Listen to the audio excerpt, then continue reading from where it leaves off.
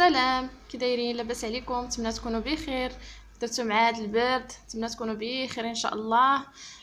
اكيد مع هذا الجو كنا كنعانيو من الكحه، وبالاخص مع وليداتنا، يعني واخا كتعياي بالدويات وكل شيء حتى حاجه ما كتجيب نتيجه. انا عندي ولدي كنصيفطو للمدرسه الصباح مع كيضربوا داك الهواء، العشيه كيجي كيبقى كيكح الليل كامل هكاك. يعني كنعيا بالدويات حتى حاجه ما كتجيب ليا نتيجه، يعني كيبقى هكاك البرد كامل. شفت هاد الوصفات تقريبا البنات كاملين مجربينها، كيعاودوا عليها بانها مضمونه 100%، وجربتها ولدي ما عاقش بها حيت درت ما كثرتش ليه هو خلاص البصله، عندي شي شويه مبجق. المهم قديتها عجباتني وعطيته منها تقريبا 2 معلقات مزيان. بالحق انا عطيتها له غير بالليل، هي ممكن انا تاخذوها 3 مرات في النهار، انا عطيتها له غير بالليل، ومع هو عزيز عليه العسل بزاف. درت له فيها واحد شويه نقيطات وحركتهم وعطيتها له. زوينه. انا نوريكم الطريقه، ماشي ما صعيباش بزاف، شي حاجه اللي سهله وكتحتفظوا بها، يعني كتبقى عندكم. على بركه الله انا نوريكم الطريقه، بقاو معايا. غادي نشويو هاد البصله، نشويوها غير فوق البوطه مزيان مزيان مزيان حتى تشوى كامله. نشوفوها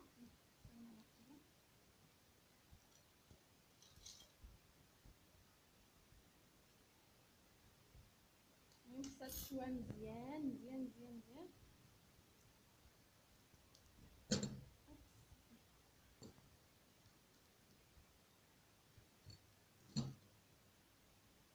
سخونه.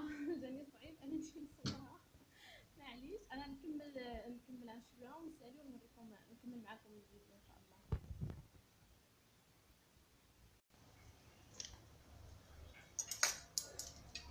ها هي من بعد ما شويناها نحاولوا نقيوها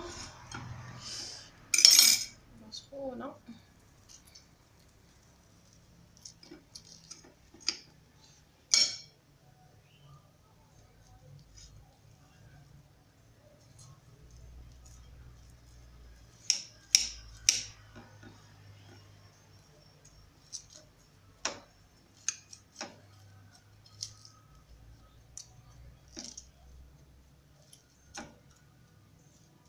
انا غادي نطحنها غير في مولينيكس، ما عنديش الروبو.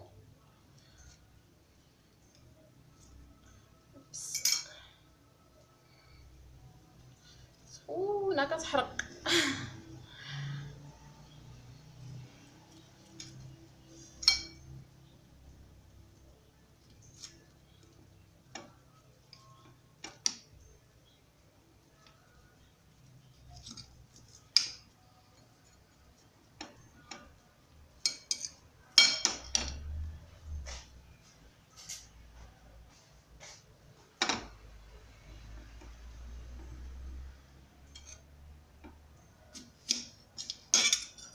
غادي نطحنوها مع نص كاس ديال الماء في مولينيكس.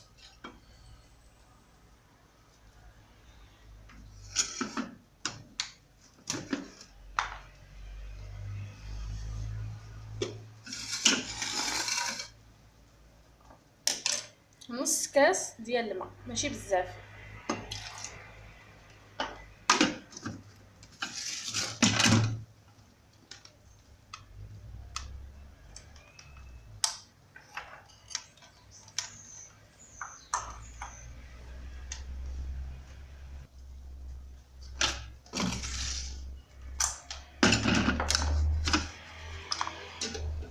طحنتها مزيان.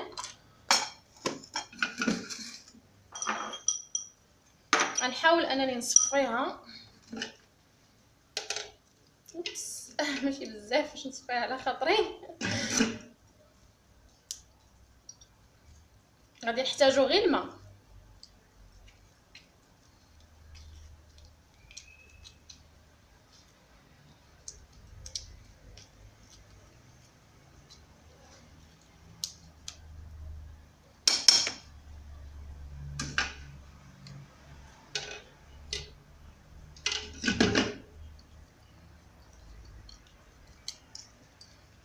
هي من الاحسن توجدوا بحال هكا غير بصله بصله، يعني ما ديروش كميه كثيره، من الاحسن.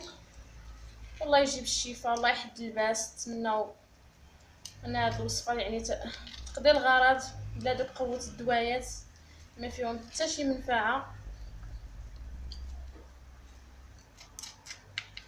بالخصوص وليدات دابا قل من عامين ولا ممنوع الدواء، يعني مابقاوش كيعطيو الدوايات.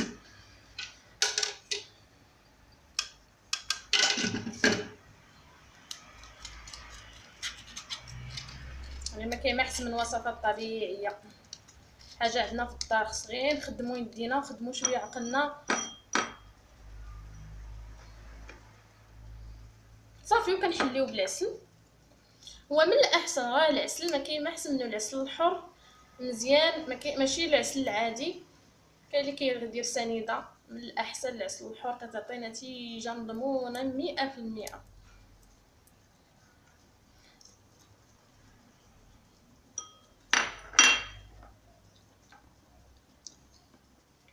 انا هنا مازال خاصني نزيد العسل، الكميه قليله.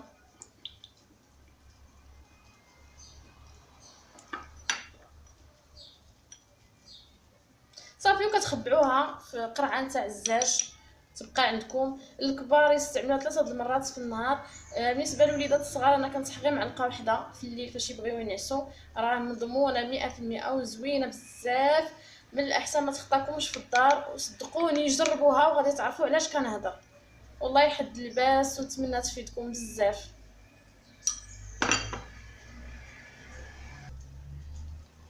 هي راه ملي كتشويها كتنقص هذاك الحر ديال البصله الحمراء، حيت ضروري نستعملوا البصله الحمراء. البصله البيضاء لا، البصله الحمراء من الاحسن كتعطي نتيجه. هي ملي كنشويوها كتنقص هذاك داك الجهد ديال البصله اللي ما كنقدوش عليه، كتنقص ملي كنشويوها. وفي نفس الوقت راه كيبقاو فيها المنافع ديالها، يعني ما كيضيعش لها الجهد ديالها ولا شي حاجه. هكا غادي تجي سهله حتى باش انا بنادم الا بغى يستعمل هذه الوصفه تجي سهله، يعني ما حيت البصله كما كنعرفوا هي زوينه كنستعملوها في وصفات اخرين بالنسبه للكحه وداكشي، ولكن المشكل هي داك الجهد ما تنقدوش عليه، يعني تنتفاداو تنصدقوا، ما تنقولوا بلاش ما بغيناش من هما الدواء ولا هذا ولا داك الريحه المجهده نتاع البصله وحاره على الفم هكا مشويه كيتبدل لها الطعم، يعني ما كيبقاش فيها الجهد. جربوها وما غاديش تندموا، ونلقاكم على خير.